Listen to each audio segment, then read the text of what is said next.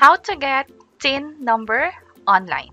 In this video, pag-uusapan natin kung paano mo mapaprocess o mare-request yung TIN number gamit lang yung computer or cellphone mo na hindi na kailangan pumunta sa branch or mag-fill out ng form mano-mano na katulad nito. By the way, kung first time mo sa channel na to and gusto mo pa ng mga online tutorial videos katulad nito, please click the subscribe button. Online lang, pwede ka na makakuha ng TIN number, lalo kung kailangan mo to. Halimbawa, meron kang trabaho online or sa mga social media account mo na nag-require ng TIN number at kailangan mo rin mag-register ng business, pwedeng gawin itong proseso na to. Bali, nandito tayo sa website ng ORUS BIR, that's orus.bir.gov.ph. At mula dito, ang gagawin lang natin ay create an account. Kung ang gamit nyo naman ay ang cellphone ninyo, i-open nyo lang yung Google Chrome na browser at i-search dito ang ORUS BIR. Ito siya, orus.bir.gov.ph. Click natin yan or i-tap natin. At kung hindi dito nagpapakita yung create account na button, piliin ang new registration at individual. Mula dito, magiging maayos na yung itsura parang nakita natin kanina. So, dito sa computer ko, ibalik lang natin. Ganito yung itsura sa computer. Mag-scroll down lang tayo at ang gagawin natin ay create an account. So, dito sa computer, kung hindi nagpapakita yung create account button, piliin ang individual at create an account tayo dito. Then, makikita ninyo yung ORUS Terms of Service and User Agreement. Pareho lang yung magiging itsura sa phone or sa computer. Ang gagawin natin is i-check itong I have read the above terms and i-tap itong agree na button. Piliin natin ang taxpayer at dahil mag-a-apply pa lang tayo ng TIN number, pipiliin natin ang without existing TIN. At merong reminder dito. At mula dito nga pala, i-stop ko na yung pag-record gamit yung sa phone ko. Pero basically, kahit anong gamit nyong device, computer, tablet, laptop, computer man yan, basta nasa same website kayo ng ORUS ng BIR, pareho lang yung magiging itsura at yung proseso ng pagdadaanan. Dahil mas malaki yung view dito sa computer, proceed tayo gamit yung computer. Linawin lang natin na siguraduhin ninyo na dapat wala pa kayong TIN number dati. Kung meron kayong question na nagtrabaho na ako dati, nakakaltasan na ako, nagbabayad na ako ng tax, most likely meron na kayong TIN number. O di naman kaya, kung alam nyo na meron kayong TIN number, hindi nyo lang matandaan kung ano yung TIN number na yon, mas maganda na alamin nyo na lang at meron kaming video tutorial sa bandang baba kung paano malaman yung existing na TIN number ninyo. Pwede nyo nang i-stop yung panonood dito at i-check na yung video sa baba. Pero kung sigurado kayo na wala kayong existing TIN number, and also kung hindi rin pala kayo sigurado na meron ba akong TIN number o wala pa, pwede nyo ring sundin yung same video sa baba para malaman nga naman kung no TIN kayo or with existing TIN at ibibigay nila sa inyo yung existing TIN number. Pero kung sigurado kayo na wala talaga kayong TIN number, first time job applicant, hindi pa kayo nagkatrabaho dati, or hindi pa talaga kayo nakapunta sa BIR at all, pwede nang mag-proceed. Piliin natin tong I agree, wala pa tayong TIN number. Siya nga pala, i-remind ko lang na just in case na meron kayong multiple TIN number, criminally liable yan at merong penalty na 1,000 pesos for every TIN na nakuha. At kapag okay na lahat, click na natin tong I agree. User type transaction. Dito kadalasan nagkakaroon ng maraming katanungan kung ano yung dapat na piliin. So isa-isahin lang natin. Get TIN for foreign national, very obvious sa mga foreigner yan, hindi Filipino na dito nagtatrabaho, ito dapat yung kunin. Register a business as a professional. Ibig sabihin, ito yung mga nagpa-practice ng profession nila, yung mga license, halimbawa, lawyer, doctor, engineers.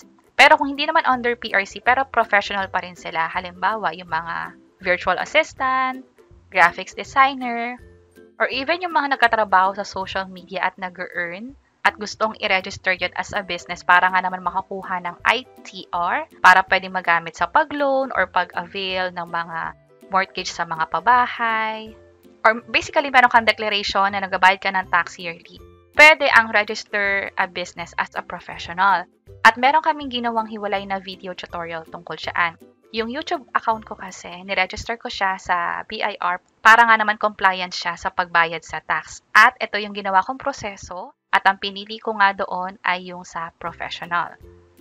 Next naman ay register a business as single proprietor. Ito yung kadalasan na may mga small business or online shop, yung mga seller online, or kahit yung mga professional, katulad ko. Pero nag-register sila sa DTI din. Magkakaroon na kasi ng branding or business name sila na hindi kapareho sa pangalan. Halimbawa, agency na nag-o-offer ka ng services, mapa-virtual assistance man yan, mapa-social media man yan, at niregister mo sa DTI, ibig sabihin noon, sole proprietor ka na at dapat piliin mo na rito ang single proprietorship. Meron namang mixed professional at single proprietorship. Next naman ay get TIN for Filipino citizen on their EO98 or one-time taxpayer. Basically, kung hindi ka pasok sa anuman dito, hindi ka nag-register ng business sa BIR, kailangan mo lang siya kasi nire-require ka doon sa kailangan mong transaction. Halimbawa, pumunta ka ng bangko, kailangan ng TIN number. Or makikipag-transact ka sa mga ahensya ng gobyerno, mapa LTO man yan, PRC or iba pa, kailangan ng TIN number, ito rin yung pipiliin mo. Or first-time job applicant ka, mas maganda na ito na rin ang piliin mo since hindi ka nga naman mag-register as foreign national, hindi ka rin naman mag-register pa as professional or kahit single proprietor or small business. Para sa iba pang impormasyon tungkol sa EO98, inalaw talaga to ng gobyerno na kahit wala ka pang trabaho, pwede kang makakuha ng TIN number para nga naman maging successful yung mga gagawin mong dealing or transaction sa mga government agency o kahit yung mga controlled corporations or LGUs. At linawin lang din natin na sa pagkuha ng TIN number, wala itong bayad. Libre ka makakakuha ng TIN number. Kahit nga pagkuha ng TIN ID, libre din, walang bayad. Ang kailangan mo lang gawin ay mag-submit ng requirements sa kanila. At speaking of requirements, ito yung mga valid ID na tinatanggap nila. Para sa mga wala pang valid ID, pwedeng gumamit ng birth certificate or national ID kung meron na kayo nun. Kahit yung papel na nakaprint, tinatanggap dapat yon. And lastly, is para sa mga kababayan natin na nasa abroad, mapa OFW man yan or OCW, yung sa overseas contract worker, pwedeng piliin itong last na option. So for this video, let's say hindi pasok sa kahit ano man dito, hindi online seller, hindi mag-register sa BIR as professional, ito na yung piliin, yung EO98 or one-time taxpayer. Click natin yung OK. Taxpayer type. Kung one-time transaction lang, halimbawa isang beses lang magbabayad ng tax para nga naman sa biniling property, piliin ito. Pero kung kailangan mo to sa trabaho mo, mapa online man yan sa social media or first-time job applicant or nire-require para sa transaction mo ang TIN number, piliin na itong Executive Order number 98. Click tong OK. At andito yung simpleng halimbawa ng EO98 kung saan pwedeng magamit for transaction nga sa government agencies dealing with banks or other institutions pa na nag-require ng TIN or applications for tax treaty relief. Next ay ilagay na rito ang pangalan.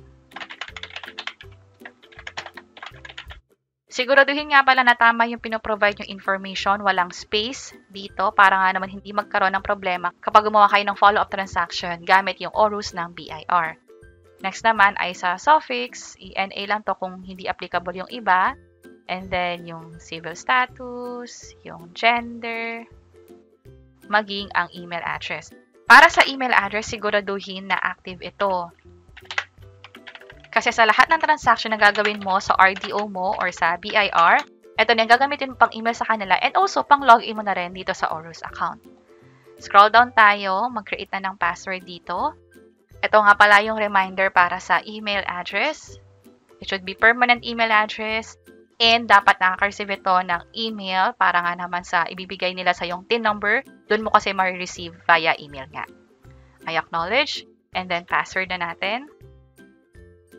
Para sa password, may error ako dito na fields don't match. So, pag ganyan, mas maganda na i-check nyo na lang itong, or i-click nyo itong I icon para makita kung saan yung hindi nag-match. Also, madadouble check nyo rin na ito nga ba talaga yung password na gusto ninyo.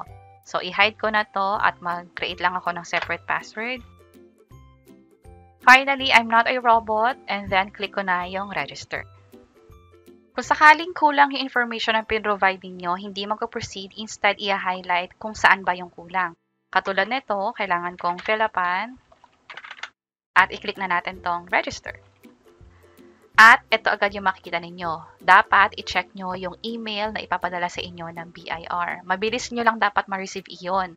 Sa case ko, napunta yung email sa spam. So may mga nakita akong question na wala akong na-receive na email from BIR. Pwede nyong i-check yung spam folder katulad nito, baka dito napunta. Kapag binalikan ko tong inbox ko, wala talaga dito yung pinadalang email. Instead, nandito siya sa spam. Kailangan mo talaga siyang hanapin at i-open natin to. Hindi mo makiklik yung link from here. Instead, i-declare muna natin to as not a spam. Ito yung email nga pala or yung sender. Proof na legit yung email na to. Balik tayo sa inbox. Andito na yung email at clickable na rin yung link na verify your account. I-click na natin to para matapos na yung registration natin sa Aurus. So, successful na, pwede na tayong mag-login. Hindi pa doon natatapos yung pag-create ng TIN number. Sa halip, mag-uumpisa pa lang talaga tayo. Ang ginawa natin ay nag-sign up lang tayo sa Aurus ng BIR para maumpisahan na yung pag-create ng TIN number. Nag-login na ako dito at proceed na tayo sa proseso. From here, as soon as makapag-login, punta sa new registration and then as an individual. Dito nga pala sa pinakabandang baba, may TIN inquiry, pero hindi ito yung pag-process. Instead, pag-double check lang kung ano ba yung TIN mo in case na nakalimutan mo. So, isa lang to sa mga benefits ng pag-create ng account or ng Aurus account sa BIR. Hindi lang pag-request ng TIN number, kundi yung ibang mga transaction pwede natin gawin dito. Pag-generate ng digital TIN ID, pwede, or pag-inquire ng TIN natin. Ngayon, proceed tayo, new registration, and then as an individual. Mag-fill up tayo ng 1904 na form. Yung sa pag-fill up natin, hindi gagamitin yung papel. Instead, yung sa website lang talaga mismo. Online lang siya, hindi na mano-mano. Pero pinapakita ko tong form na to just in case na ayaw nyo mag-online, gusto nyo pumunta sa branch, ito yung form na kailangan nyong gamitin. Pero again, online tayo, so wala nito. So balik tayo sa Aurus. At mapapansin nyo dito, may makikita kayong list of requirements na hihingin sa inyo. Depende nga pala sa napili ninyong purpose, halimbawa EO98 yung pinili natin, ito yung requirements. Pero kung single proprietor, possible may mga iba pang requirements na hihingin sa inyo maging para sa mga OFW or foreign national. Again, for EO98, ito yung requirements. Valid ID, selfie, at marriage contract kung sakaling married na. Although pinakita ko na kanina yung list of valid IDs, ibalik ko lang ulit dito just in case na kailanganin ninyo. Ito yung mga IDs, pwedeng voter's ID, yung postal ID, at kung sakaling wala kayo ng mga ID na to, pwede ang birth certificate na issue ng PSA or ng munisipyo. Kung through representative yung nagpa-file, hindi yung mismong may-ari ng magiging TIN, kailangan pa ng SPA at government-issued ID nung representative din. Click ko tong fill up registration form. Ito yung fill upan. Meron tayong 7 stages or 7 pages na fill upan. Madali lang naman to kasi personal information lang din naman natin yung nakalagay dito.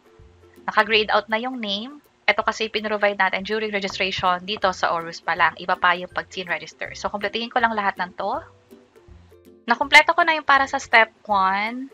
Ang hinihingi na lang dito na karagdagan ay yung place of birth at yung details about sa parents and yung contact number na rin. Continue para mapunta na dito sa step 2, residence address. Kumpletuhin lang din to at kung saan ka man nakatira, doon na rin yung magiging RDO mo. Ibig sabihin, sa lahat ng transaction mo sa BIR, doon ka na mag-email or kung kailangan mo mang pumunta sa mismong BIR office, doon ka rin pupunta sa RDO na yon. So, fill up ko lang to very quick. Okay na tayo dito. Click ko na yung continue. Para sa step 3, purpose of TIN application, parang wala namang gagawin dito. This form is only applicable for taxpayer type 1-time transaction. Click ko lang yung continue. Do you have an authorized representative? Ilagay dito kung sakaling may representative. Kung wala naman, i-no na lang to para makapunta sa next step. Continue. Available lamang para sa mga married individuals. Click ulit yung continue. This time, mag-a-attach tayo ng document. Ito ay yung sa valid ID at yung selfie mo na rin na hawak yung valid ID. Kapag na-upload na, click lang tong continue. At ito yung mga information na binigay natin kanina. I-double check kung tama lahat. Scroll down, i-check lang tong lahat ng declaration sa bandang baba. Andito nga rin pala yung attachment at i-click na tong submit application. Ito na yung confirmation na yung ginawa natin is na-submit na sa RDO kung saan tayo nakatira or kung ano yung nilagay natin doon sa address kanina. I-check yung email ninyo and also after 3 working days or maybe i-monitor nyo yung email ninyo simula ngayon hanggang sa ma-receive ninyo yung notification or update from BIR mismo. Click ko tong proceed at ito yung magiging information na natin. At andito na siya sa transaction history yung ginawa natin kanina. Nga pala kanina nung inactivate natin yung sa Orus, ito yung email na na-receive. Ito yung iba't ibang pwedeng gawin with Orus account. Also, ito na yung na-receive kong email from BIR, yung kakagawa lang natin ngayon. This is for review and evaluation na 3 working days. Again, i-monitor natin yung email from BIR kung kailan darating. Kinabukasan lang may na-receive na akong TIN ko. At again, pinadala yan sa email, online lang talaga. Hindi na ako pumunta sa branch ng BIR para hingin tong TIN number. And finally, kapag pumunta kayo sa website ng BIR, meron ditong Revy. Gamit ang Revy, pwede mong i-double check kung tama ba talaga or legit yung nakuha mong TIN number. Click lang tong English, merong option dito ng TIN validation. Ito yung gagawin natin. Click ko yung view at ibigay lahat ng information dito. At sa sumunod na mensahe is nakalagay dito na be informed that the TIN provided is valid. At nandito pa yung RDO kung saan tayo naka-assign. So, napakadali pala ng proseso para makakuha ng TIN number online. Gamit lang ang phone mo or computer mo, basta nasa BIR website ka, pwede kang mag-sign up sa Orus at from there, mag-request na ng TIN number mo. So, okay na tayo, meron ng TIN number. Na-validate na rin natin kung legit ba o tunay yung TIN number na nakuha natin. Again, libre lang natin yung ginawa at online lang talaga. Hindi na kailangan pumunta sa branch. Ngayon, kung nag-a-apply kayo ng trabaho at hinihingan kayo ng TIN number, pwede nyo nang ibigay yung TIN number na nakuha nyo via email. Sabihin nyo na lang din na pinrocess nyo siya via online para hindi na kayo hingan ng mga form na normally tinatatakan pa ng BIR. Also, suggestion na lang din na as soon as makuha ninyo yung email or maybe after a few hours after one day, i-check nyo yung account nyo sa Orus. Possible kapag nag-login kayo, makakuha kayo ng error na katulad nito, we cannot sign in to your Orus account right now. Nangyayari talaga to sa case ko normally. So, ang ginagawa ko, naghihintay ako ng after a few hours para i-check ulit yung Orus. At ngayon, itry ko na ulit mag-login. Let's see kung ano yung mangyayari. Nakapag-login na tayo successfully kasi ang nakikita ko na rito ay log out instead of login. Next is ito yung iba't ibang mga features na pwede ninyong gawin. Kanina, pinakita ko sa inyo yung TIN inquiry pero hindi na natin yung kailangan kasi alam na natin yung TIN number. Ang pwede nyong gawin ay i-generate yung digital TIN ID ninyo. Libre nga naman to, sayang naman, at least meron pa kayong valid ID. Click natin tong Get Your Digital TIN ID, View Your Digital TIN ID, scroll down lang at i-click itong View Your Digital TIN ID. Sa akin, right away, nagpakita na kaagad yung TIN ID ko kasi na-process ko na to dati pa. Pwede nyo tong i-update na lang kung sakaling may changes or gusto nyo baguhin yung picture or pwede nyo i-download itong digital TIN ID para nga naman pwede nyo ipa-print at ma-present na rin as valid ID ninyo nga. At ang dahilan kung bakit suggestion ko na i-check nyo kaagad yung digital TIN ID ninyo kung na-generate ninyo kasi possible magkaroon kayo ng error. At kung sakaling ganun nga yung nangyayari, pwede nyong i-check itong video sa baba kung ano yung ginawa ko para ma-resolve yung issue. And also, just in case na natatagalan pala kayo sa email from BIR, possible na magpas ng 3 days or more than 1 week, wala pa din. Check nyo na yung spam, wala pa din. Pwede nyong i-check itong video sa baba kung paano nga ba yung tamang way ng pag-follow up sa BIR. Online lang din to. Bago kayo pumunta sa branch, gawin nyo muna to para nga naman makatipid na rin sa oras ninyo at baka ma-resolve yung issue via online. And see you sa mga next videos. Bye-bye!